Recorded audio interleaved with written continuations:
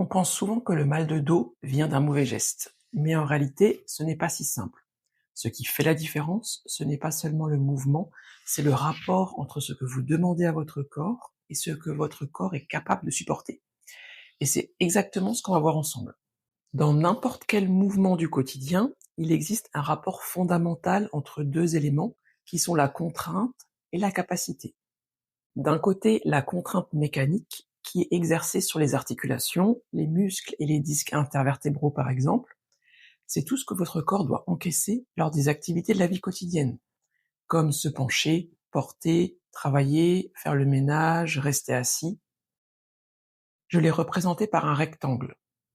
Cette contrainte dépend de plusieurs choses, de l'intensité, de la charge, de la durée, de la fréquence et du rythme de réalisation.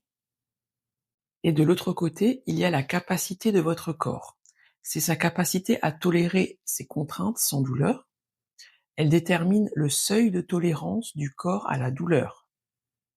Quand tout va bien, dans l'idéal, votre capacité est au-dessus ou supérieure à la contrainte.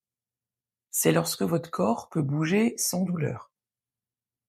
Et la différence entre la contrainte et la capacité, c'est ce qu'on appelle la réserve de force ou réserve de capacité. C'est votre marge de sécurité. Plus cette réserve est grande, plus votre dos est confortable et résistant. Je vous invite d'ailleurs à regarder la vidéo que j'ai faite sur le sujet. Premier cas, la contrainte augmente. Par exemple, plus de travail, un déménagement, une reprise d'activité trop rapide. C'est comme un verre qu'on remplit. À un moment, ça déborde. Et là, votre corps n'arrive plus à suivre. Résultat, douleur, blocage, parfois inflammation ou tendinopathie. Dans ce cas-là, la contrainte est supérieure à la capacité. La réserve disparaît, le seuil de tolérance a diminué. Deuxième situation très fréquente. La contrainte ne change pas, mais votre capacité diminue. Pourquoi? Parce que votre corps est moins disponible. Fatigue, stress, mauvais sommeil, sédentarité, alimentation inadaptée, certaines pathologies, le tabac, l'alcool, etc. Résultat, le seuil de tolérance descend et les gestes simples du quotidien peuvent devenir douloureux. Ce n'est pas votre dos qui est fragile, c'est votre capacité qui est insuffisante à ce moment-là. La solution, ce n'est pas d'éviter tous les efforts, c'est d'augmenter votre capacité. Et ça passe par le mouvement et surtout par le renforcement.